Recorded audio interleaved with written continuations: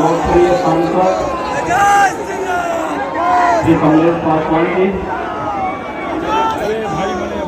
विधान परिषद के सदस्य श्री सीटी चंद जी, विधायक मधुबन बिहार राणा रणधीर सिंह जी, ये सभी इंटर कॉलेज के फील्ड में महिला मोर्चा की प्रदेश की उपाध्यक्ष श्रीमती असीफा चंद जी, अपने वचनों से सभी को संबोधित कर रहे हैं। भारतीय जनता पार्टी के वरिष्ठ नेता जिला पंचायत सदस्य श्री माया शंकर शुक्ला जी, भारतीय जनता पार्टी के वरिष्ठ नेता श्री संजय मिश्रा जी, कमलेश पटेल जी, शत्रुघ्न कपूरन जी, स्वतंत्र सिंह जी, सरोज रंजन शुक्ला जी, रतन प्रकाश दुबे जी और भारतीय जनता पार्टी के लोकप्रिय प्रत्याशी पूर्व मंत्री श्री राजेश त्रिपाठी जी और चिल्लूपाल विधानसभा क्षेत्र से जुड़े हुए मेरे सभी उपस्थित भाइयों बहनों, चिल्लूपाल इस बार फिर एक बार नई अंगड़ाई ले रहा है।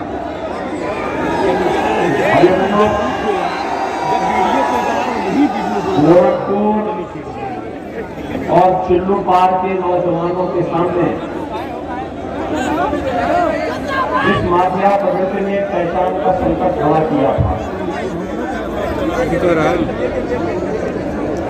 जिस माफिया प्रवृत्ति के खिलाफ उत्तर प्रदेश के अंदर आज एक जोरदार माहौल बना है। आज आप देख रहे होंगे उत्तर प्रदेश का जो पेशेवर माफिया अपराधी है अपने गले में तख्ती लटका कर थानों में जाकर के भीख मांगता है कि साहब अब हमें बस 2 वर्ष आगे। योगी आदित्यनाथ मुख्यमंत्री इस समय गोला BSAB इंटर कॉलेज के प्रांगण में आ चुके हैं उसके कारण और अपने वचनों से यहाँ की पब्लिक जनता को संबोधित कर रहे हैं। विकास की एक नई सोच उत्तर प्रदेश में विकसित हुई है। मीडिया सलाहकार जिस उत्तर प्रदेश के बारे में कहा जाता था कि यहाँ लोग विकास के बारे में नहीं सोचेंगे, अपने वचनों से आज उत्तर प्रदेश देश की अग्रणी अर्थव्यवस्था बनने की वजह है।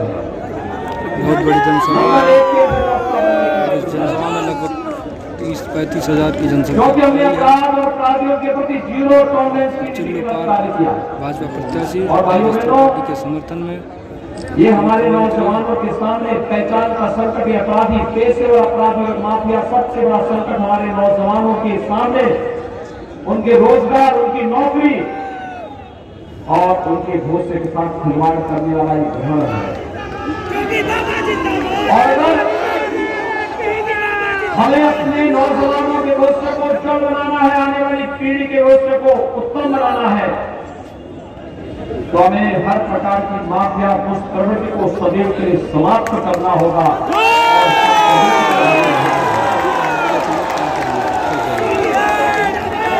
और भाइयों बहनों, चिल्लूपाल में तो अपने सामाजिक गतिविधियों के कारण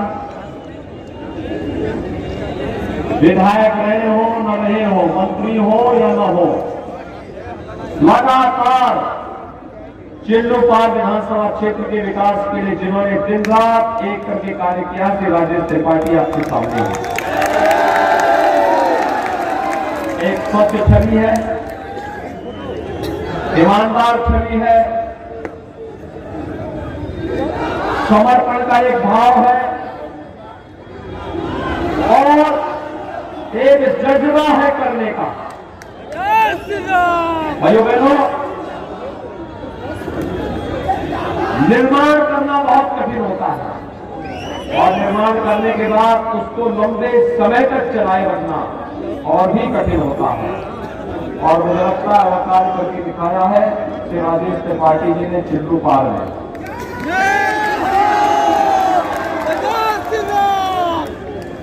देखिए एक समय क्या था, आपको दिखाने के लिए गोरखपुर के नौजवानों को यह वीडियो देश के अंदर होटल में कमरा नहीं मिलता,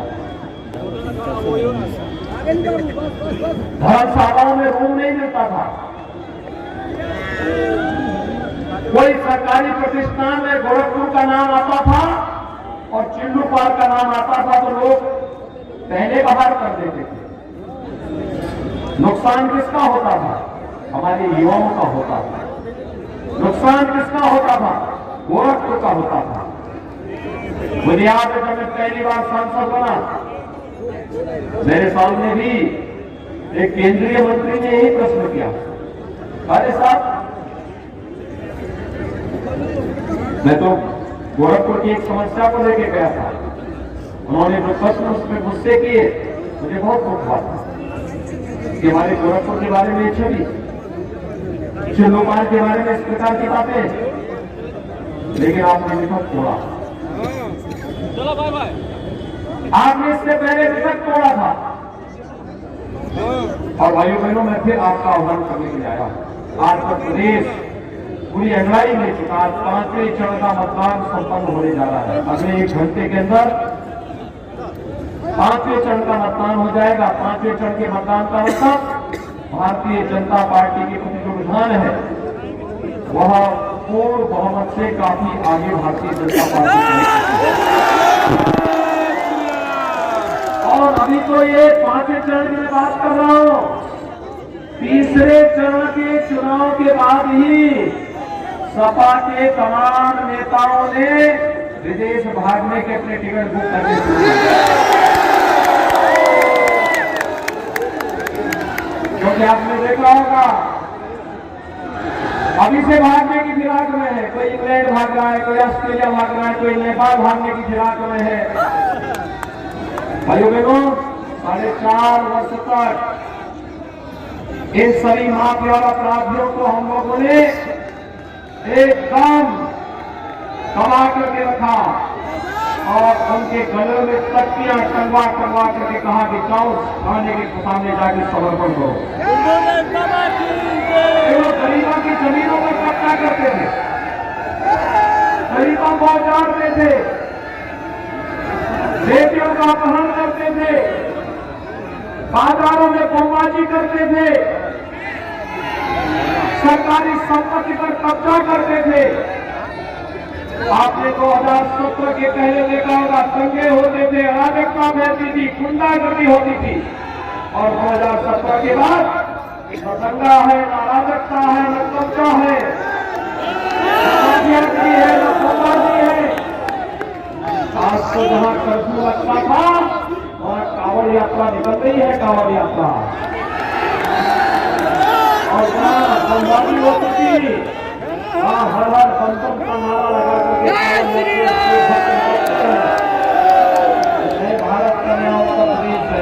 निचवा करवा तब सकलिया यमन के अपराधियों के लिए नहीं, पेशेवर माफियाओं के लिए नहीं, बल्कि उत्तर प्रदेश के अंदर सज्जन सत्य को बढ़ा करके उत्तर प्रदेश को देश की अग्रणी अर्थव्यवस्था के रूप में नंबर 1 स्थान पर लेके आना है। मुझे एक बात बताओ, आप मुझे गोवा के सभी नागरिक और चिल्लू पार विधानसभा क्षेत्र के आप सभी मुझे बताओ, इस पार भी उस पार भी फील्ड कम पड़ गया। मुझे एक बात बताओ, क्या 2017 के पहले बिजली आती थी? क्या आपको आ रही होगी ना? ऐसा तो नहीं कि गोरखपुर से दूरी होने के नाते बिजली आने में दिक्कत हो रही हो, समान रूप से आ रही है ना। और पहले बिजली की जाती और मजहब होती थी 17 के पहले, आज तो ऐसा नहीं है ना। आज तो सबको बिजली, पर्याप्त बिजली है। प्रदेश वही,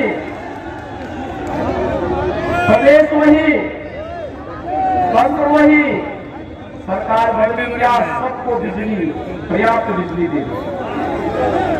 और भाइयों बहनों, हम कोरोना कालखंड में वर्तमान में दुनिया के अंदर कोरोना से लाखों लोगों की मौत हो और लाखों लोगों की मौत उत्तर प्रदेश और देश के अंदर भी मौतें हुई। हमारी संवेदना सभी परिवारजनों की प्रति। लेकिन भाइयों बहनों, इतना बेहतरीन कार्य हुआ प्रधानमंत्री मोदी जी के नेतृत्व में। फ्री में टेस्ट, फ्री में उपचार, फ्री में वैक्सीन। कितने लोगों ने वैक्सीन दे दी? वैक्सीन का पैसा तो नहीं लगा। देखो सपा बसपा की सरकार होती नहीं, वैक्सीन ब्लैक हो जाती किसी गरीब को नहीं मिलती, फ्री में नहीं मिलती।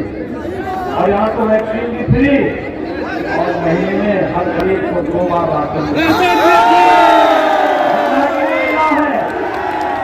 कहीं राशन में भेदभाव तो नहीं हो रहा है। और राशन के साथ दाल, तेल और नमक भी है ना। और अभी तो हमने कुछ और भी तय किया। हमने तय किया है कि होली और दीपावली को उज्ज्वला गैस लाभार्थियों को फ्री में रसोई गैस का सिलेंडर, ये भी तय किया है। 5 साल से ऊपर की सभी महिलाओं को आने वाले समय में उत्तर प्रदेश परिवार निगम में फ्री में बस सेवा की सुविधा दी। अभी सरकार ये भी तय करने जा रही है कि गौ माता को कटने नहीं देंगे, लेकिन अन्नदाता किसान की फसल ये जो रसोई गैस के सिलेंडर है ना, ये तो गौशालाएं बन रही है। गौशालों में ऐसा उपकरण लगाएंगे कि गोबर गैस को उसी सिलेंडर में भर करके वापस भरकर पहुंचा देंगे आपके रसोई गैस।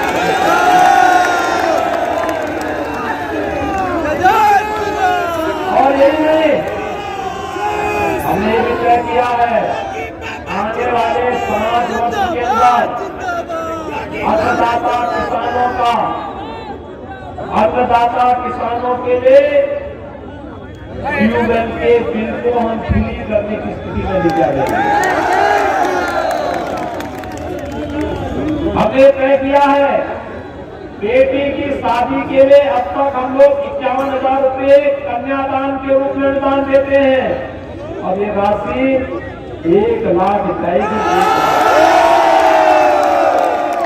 समाजवादी पार्टी की सरकार ने वृद्धजनों की, विधवा महिलाओं की और दिव्यांगजनों की पेंशन बंद कर दी थी। 300 पेंशन में जो भी होती थी, हमने पेंशन की राशि को 12,000 रुपये सालाना किया और हमने 5 साल के अंदर इसे बढ़ा करके 18,000 किया। बुजुर्गों को मदद मिलनी चाहिए कि नहीं मिलनी चाहिए? दिव्यांगजनों को मदद मिलनी चाहिए कि नहीं मिलनी चाहिए? विधवा महिलाओं को मदद मिलनी चाहिए कि नहीं मिलनी चाहिए? और सरकार इसी संवेदना के साथ कार्य कर रही है। और भाई बहनों, एक और काम हमारा नौजवान कैसे अगले 5 साल के अंदर, देखिए पिछले 5 साल के अंदर 5 लाख नौजवानों को सरकारी नौकरी दी, बिना भेदभाव की सरकारी नौकरी। 2 करोड़ नौजवानों को रोजगार, रोजगार के साथ जोड़ा गया। अगले 5 साल के अंदर हर परिवार के एक सदस्य को नौकरी अथवा रोजगार अथवा रोजगार 1 करोड़ नौजवान को वर्तमान में टैबलेट स्मार्टफोन दे रहे हैं। कोरोना में ऑनलाइन एजुकेशन के लिए, ऑनलाइन एग्जामिनेशन के लिए, कंपटीशन की तैयारी के लिए समाजवादी पार्टी ने शिकायत की है चुनाव से। हमने कहा ठीक है, शिकायत करो, 10 मार्च के बाद के बाद उसको हम 2 करोड़ करेंगे। 2 करोड़ नौजवानों को डिजिटल एक्सेस फ्री। सपा के लोग अभी से औधे मुंह गिरे हुए हैं, अरे साहब पैसा कहां से आ गया? मैंने कहा प्रदेश तो वही है, ये पैसा आपके पास नहीं था, हमने विकास कराया। मैंने कहा क्या विकास बताओ बस। का गोरखपुर का फर्टिलाइजर कारखाना भी चल गया है, एम्स भी बन गया है, बड़ौलगढ़ में जो राजेश जी ने होमपैथ का कॉलेज यहाँ पे स्वीकृत कराया था, पिछली सरकार ने उसको रोक दिया था और हमने उसको फिर से बना करके चालू भी कर दिया।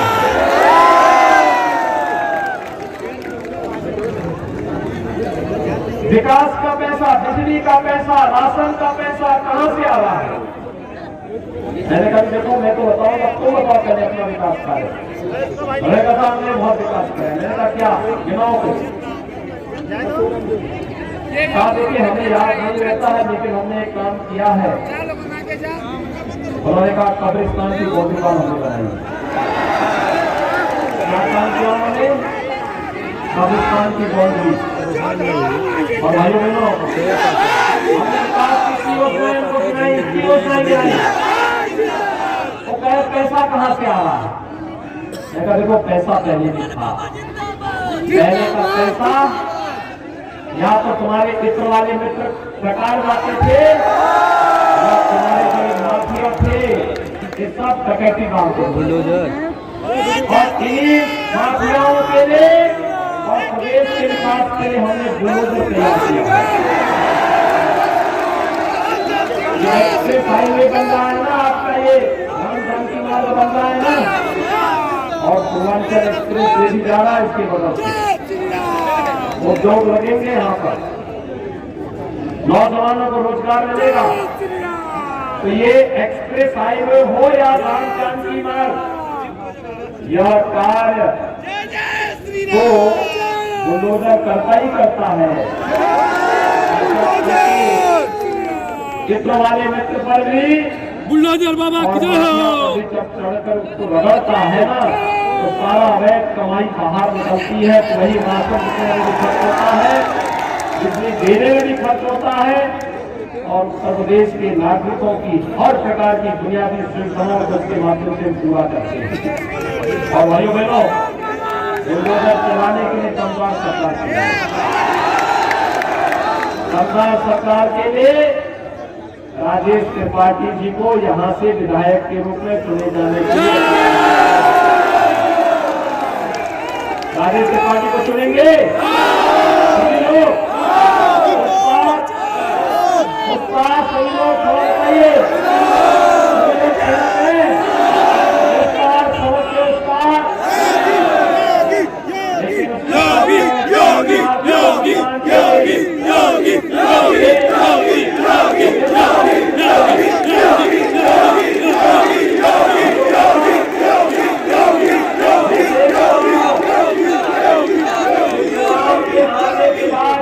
नोटिफिकेशन के बाद कुछ लोगों को गर्मी लग रही है।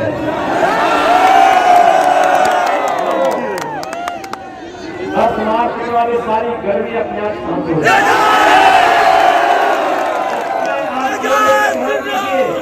चुनाव कमल का फूल और चुनाव, ठीक है ना? केवल एक ही लक्ष्य होना चाहिए, अर्जुन की तरह मछली की आंख। आपका भी एक ही लक्ष्य होना है, चुनाव। करने के लिए सब करेंगे, हर प्रकार के कर्म करेंगे, लेकिन तो ये भी मालूम है 10 मार्च के बाद अभी से भी अपना ठिकाना भी ढूंढ रहे हैं। लेकिन 3 मार्च को आप विजयी होंगे इस बात पर, पहले मतदान फिर जलपान। सभी लोग सहमत हैं? मेरे साथ हाथ उठा करके बोलेंगे, दोनों हाथ